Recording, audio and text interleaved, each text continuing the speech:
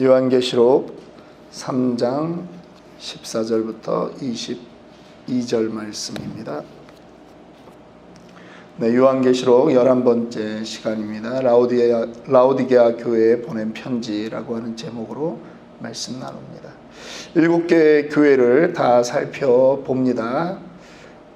마지막 오늘 라오디게아 교회를 이제 살펴봅니다. 7개 교회만 있었던 것은 아닙니다. 그런데 1세기 그 당시에 대표적인 7개 교회에 편지한 것입니다. 7개 교회라고 하는 그 의미는 완전한 의미가 있습니다. 그리고 전체라고 하는 의미가 있습니다. 말세대를 살아가는 모든 교회, 전체 교회에게 하는 하나님의 말씀이다 하는 것이죠. 오늘 우리 교회에게 하시는 말씀으로 받아들이면 큰 은혜가 될 줄 믿습니다. 라오디게아 교회에 하나님이 편지하십니다. 라오디게아 교회는 유일하게 아무 칭찬도 받지 못하고 책망만 받은 그러한 교회입니다. 책망만 받을 것 같으면 굳이 편지할 일이 없을 텐데 책망만 하셨습니다. 왜 그랬을까요? 여전히 하나님의 기대는 교회에 있기 때문입니다. 목사님들이 이렇게 목회하시다가 힘들면 교회 문을 닫습니다. 하나님도 과연 그 문을 닫을까요? 하나님도 그래, 이 교회는 문 닫아도 된다 그럴까요?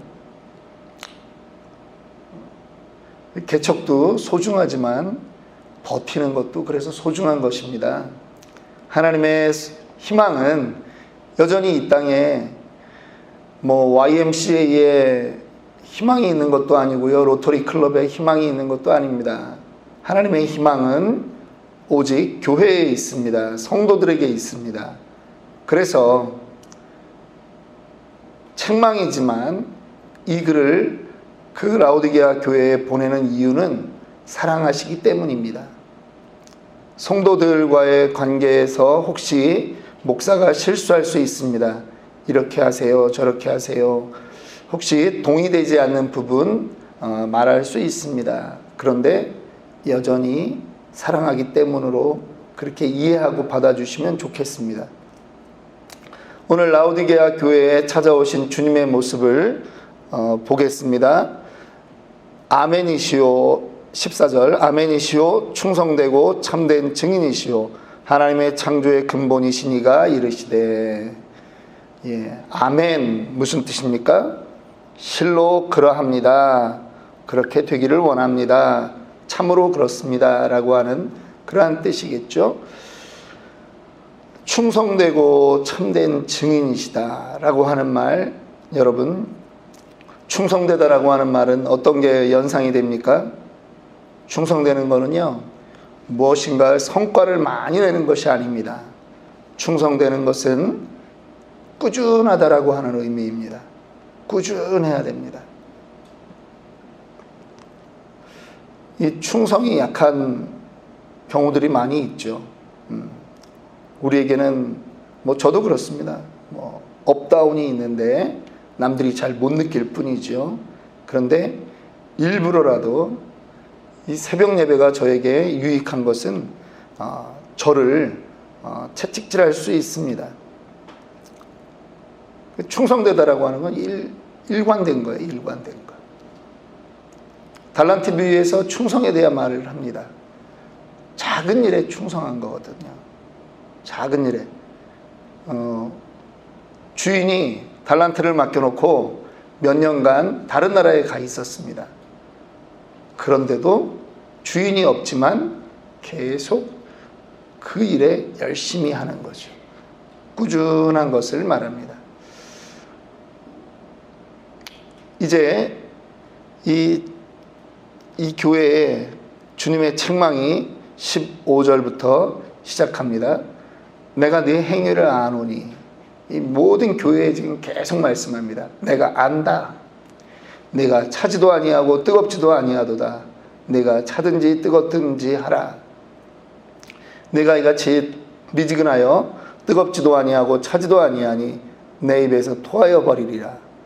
내가 말하기를 나는 부자라 부유하여 부족한 것이 없다 하나 내게 곤고한 것과 가련한 것과 가난한 것과 눈먼 것과 벌거벗은 것을 알지 못하는도다.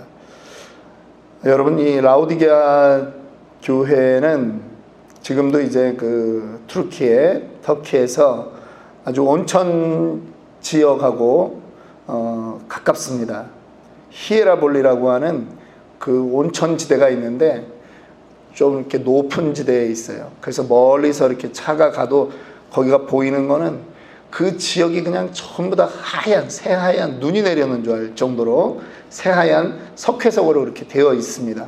그런데 거기서 이제 김이 무럭무럭 나는 거예요. 이 히에라볼리 동네를 딱 들어가는 그 입구에도 분수가 하나가 있는데요. 그냥 분수로 만들어 놓은 것이 아니라 이렇게 좀 조형물로 이렇게 그냥 뭐 복숭아처럼 이렇게 하나를 만들어 놨어요. 근데 그 위에서 계속 연기가 김이 무럭무럭 납니다. 그냥 더운 물이 나오는 온천지대라고 하는 그러한 상징이에요. 그래서 그 위로 이제 차가 올라가면 히에라볼리 거기에 이 온천이 뜨거운 곳은 한 39도, 38도 이 정도 된답니다. 근데 이제 보통 사람들이 들어가도록 허락된 곳은 조금 그래도 따뜻한 정도지요. 거기에 이제 사람들이 쭉 앉아가지고 조욕을 하는 거예요.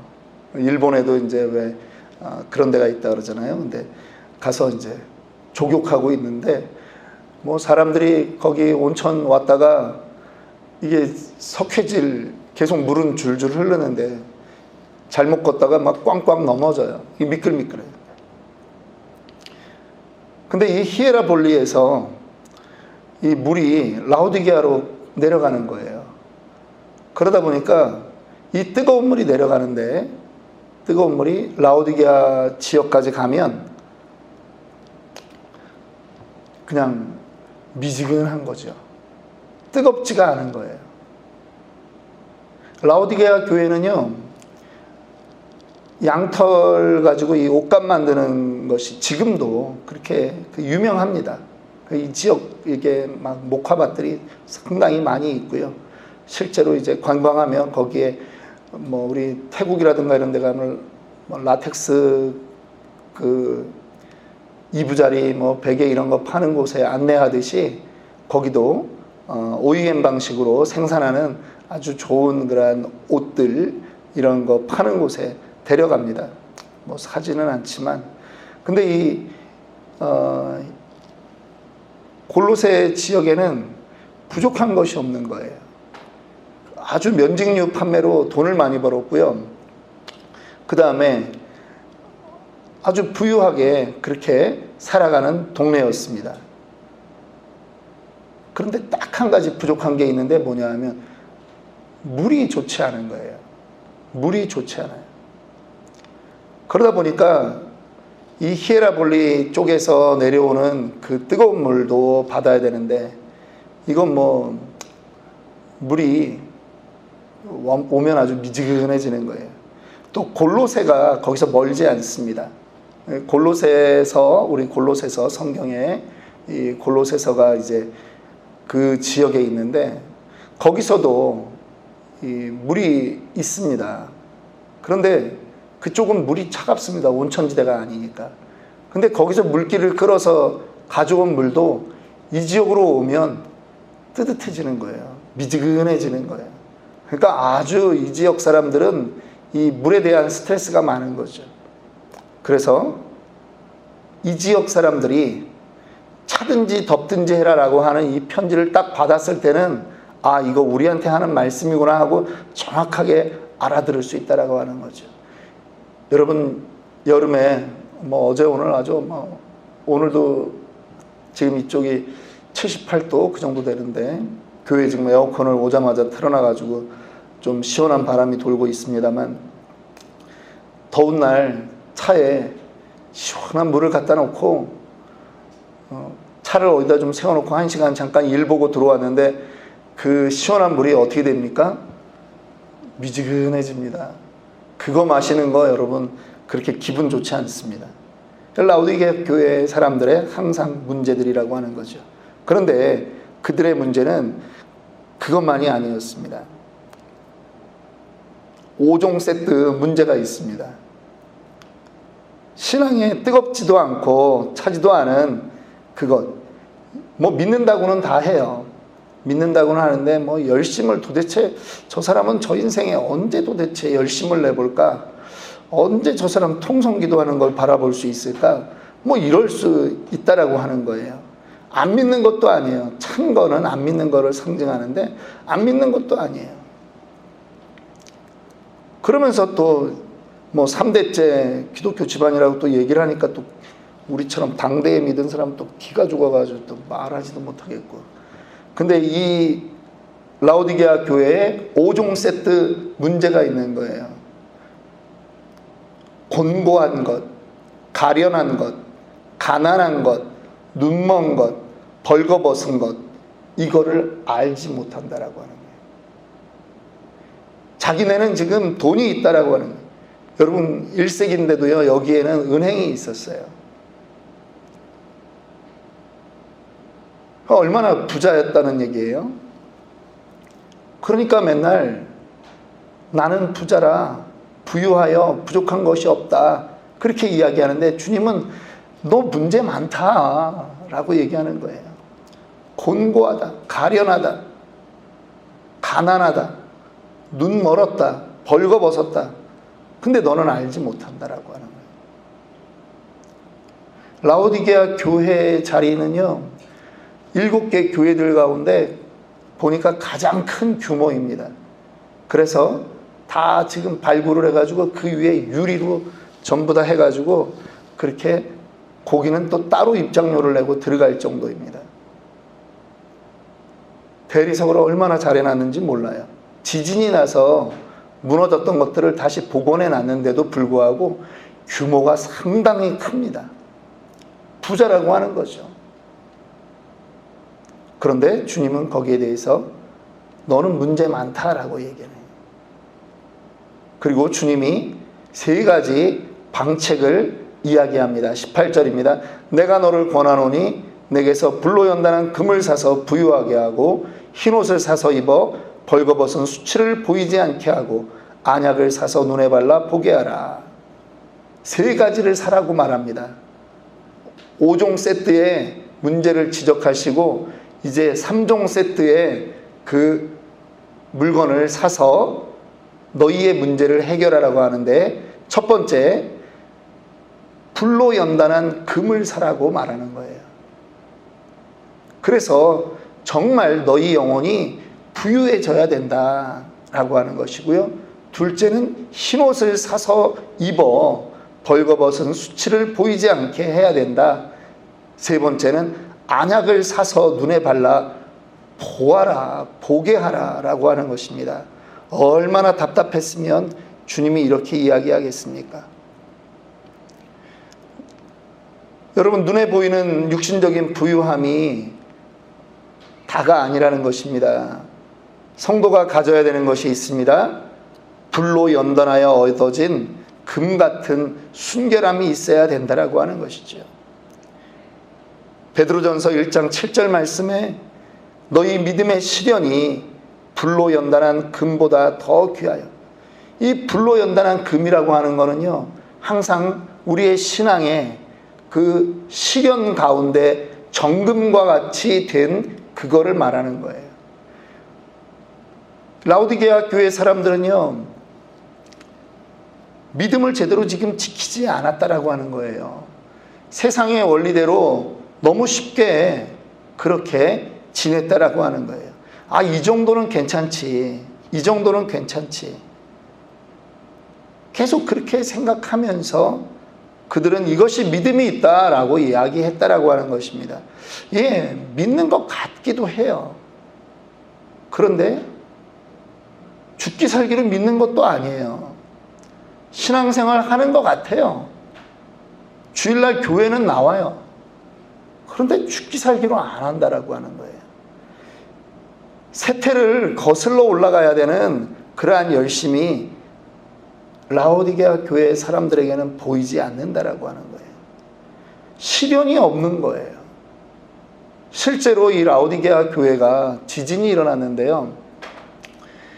많은 지역에 그 건축물들이 무너지고 그랬죠. 로마에서는 당연히 자기네들의 그 식민지 그러한 지역이기 때문에 원로원에서 그런 지진이 일어나거나 이러면 구제금이 있답니다. 그런데 라오디게아 교회는 그 지역은 그런 거 신청하지 않았답니다. 우리한테 충분하다. 이까짓 거 정도는. 교회도 마찬가지예요. 우리에게 부유하다. 우리는 충분하다. 혹시 여러분들의 은혜가 나는 이 정도 은혜면 충분해 라고 생각하지는 않습니까? 무슨 또 기도원을 가자고 그러고 무슨 또 기도회를 하자고 그러고 그러냐. 혹시 여러분들이 라오디게아 교회 교인은 아닙니까? 질문해야 됩니다. 두 번째, 흰옷을 사서 입어 벌거벗은 수치를 보이지 않게 해야 됩니다. 흰옷이라고 하는 것은 물론 순결함과 거룩함을 말하겠죠. 그런데 이 흰 옷을 입은 분이 계시록에 누구로 나타납니까? 늘 예수 그리스도로 나타납니다. 그 예수 그리스도로 인하여 벌거벗은 수치를 보이지 않게 하라 하는 말씀입니다. 옷은 가리는 역할을 합니다. 룻기 3장에 가면 타작마당에 이 보아스가 이제 잠이 들어 있는데 룻이 그 시어머니 나오미의 그 지시를 받고 이 보아스의 타작마당에 가서 보아스의 텐트에 들어갑니다. 9절 말씀에 보니까 이르되 네가 누구냐? 이 보아스가 깜짝 놀란 거죠. 대답하되 나는 당신의 여종 루시오니 당신의 옷자락을 펴 당신의 여종을 덮으소서. 우리에게는 하나님의 은혜로 덮임을 받아야 되는 그러한 것이 있다라고 하는 것입니다. 우리에게 문제가 있습니다. 죄가 있습니다. 연약함이 있습니다. 그런데 무엇이 필요합니까? 흰옷을 사서 입어 벌거벗은 수치를 보이지 않게 해야 되는 것이죠. 예수 그리스도의 그 은혜로 가리움을 받아야 되는 것이 바로 우리고 또 라오디게아 교회 교인이라고 하는 것입니다. 하나님의 은혜 안으로 들어가라고 하는 의미입니다. 세 번째, 안약을 사서 눈에 발라 보게 하라. 여러분, 물이 안 좋으면요 질병이 많습니다. 그런데 이 라오디게아 교회 여기에서 개발한 약들이 있는데 여기에는 의과대학도 있었답니다. 그러니까 대학 수준의 아주 높은 수준의 그러한 의료 시설이 있었는데 여기서 만든 안약이 그렇게 유명했답니다. 그래서 주님이 말씀하는 거예요. 야, 너희 동네에 있잖아. 안약을 사서 눈에 발라 좀 보아라. 영적인 눈을 떠라 하는 것이죠. 영적인 눈을 떠야 됩니다. 눈이 어두워지면요 분별력이 사라집니다. 올바른 판단을 하지 못합니다. 신앙생활 영안이 열려야 됩니다. 새로운 세계가 있고 새로운 하나님의 그 말씀의 차원이 있는데 우리 영의 눈이 어두우면 계속 힘든 것입니다. 그러한 도전이 있기를 원합니다. 마지막 말씀입니다. 주님이 이어서 우리가 익숙한 말씀 한마디 합니다. 볼지어다 내가 문 밖에 서서 두드리노니 누구든지 내 음성을 듣고 문을 열면 내가 그에게로 들어가 그와 더불어 먹고 그는 나와 더불어 먹으리라. 저도 이 말씀을 새신자를 대상으로 구원받아라 라고 하는 의미로 여러 번 저도 이 말씀을 활용했던 적이 있습니다. 그런데 이번에 이제 이 계시록 공부하면서 이렇게 쭉 하다 보니 이게 안 믿는 사람한테 하는 말이 아니구나. 안 믿는 사람에게 문 밖에 서서 두드리노니 이 말씀이 아니라는 거예요. 믿는데 미적지근하게 믿는 사람, 너, 예수 안다라고 말하는 너, 그 사람이 문을 열어야 된다라고 하는 것입니다. 주님이 세 가지, 불로 단련한 금을 사라, 흰옷을 사라, 안약을 사라, 이렇게 하는데 마지막 이 구절을 말할 때 주님의 그 분위기는 뭐냐 하면, 주님이 이 세 가지를 가지고 길거리에 나가서 파는 거예요. 장사꾼이 되어 있는 거예요. 사라, 제발 좀 사서 너희의 믿음을 점검하고 영안을 열어라, 그렇게 팔고 있는 거예요. 그런데 사람들이 사지를 않는 거예요. 시장마당에서 팔고 있는데 아무도 거기에 관심을 기울이지 않는 거예요.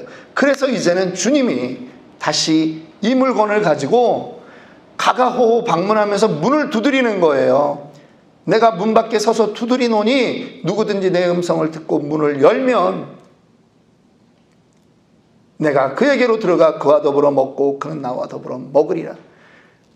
이제는 내가 너희 하나하나를 방문하는데 문만 열어주면 내가 너에게 들어가서 완전한 회복을 시켜주겠다라고 하는 것이 주님의 말씀이다라고 하는 것입니다.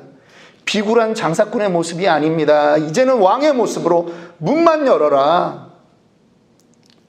그러면 내가 그 안에 임하는 순간 너희는 회복된다 라고 하는 것입니다. 그래서 축복의 말씀이 이어지는 것입니다. 이기는 그에게는, 우리의 그 영적 전쟁, 그것에서 승리하는 자는 내가 내 보좌에 함께 앉게 하여 주겠다라고 하는 것이죠. 마치 예수님이 십자가에 달려서 돌아가신 후에 부활하셨던 것처럼 죽음을 이기고 승리하셨을 때 하나님 보좌에 함께 앉았던 것처럼 이제 너희를 내 자리에 같이 앉게 하겠다라고 하는 것입니다. 오늘 우리에게 믿는다라고 하는 그러한 모습만 있고 정말 실체가 없다면 주님이 우리에게 말씀합니다. 내가 문 밖에 서서 두드리노니 누구든지 내 음성을 듣고 문을 열면 내가 그에게로 들어가 그와 더불어 먹고 그는 나와 더불어 먹으리라. 우리가 예수 그리스도를 온전히 믿고 그와 동행할 때 우리는요, 이 다음에 하늘 보좌에 앉을 뿐 아니라 예수님이 통치하시는, 다스리는 그러한 일들을 우리도 동행하는 줄 믿으시기 바랍니다. 귀 있는 자는 성령이 교회들에게 하시는 말씀을 들을지어다. 7개 교회를 향해서 주님이 똑같이 말씀합니다. 어떤 상황과 형편에 있든지 이 말씀을 듣고 순종하면 복이 될 줄 믿습니다. 오늘 우리의 하루를 또 살아갑니다. 여러분, 뜨겁든지 차갑든지 해야 됩니다. 당연히 우리에게 차가운 것은 선택이 아니죠. 우리는 뜨거워야 되는 것입니다. 소리를 크게 내는 것이 뜨겁다, 그것은 아닙니다. 정말 열정으로 내가 주님, 어떻게 주님 닮아갈 수 있을까? 그러한 마음으로 뜨겁게 나아가기를 원합니다. 날마다 주님과 동행하는 그러한 뜨거운 성도 되기를 원합니다. 또 오늘부터 이제 9월 1일입니다. 이제 4개월 남았습니다. 매일 이제 120일 동안 우리가 성경 일독하자 이렇게 하는데 매일 창세기부터 10장씩 도전하면서 그렇게 말씀과 동행하고 그 안에서 주님이 내게 하는 말씀을 받는 그런 은혜를 누리기 원합니다.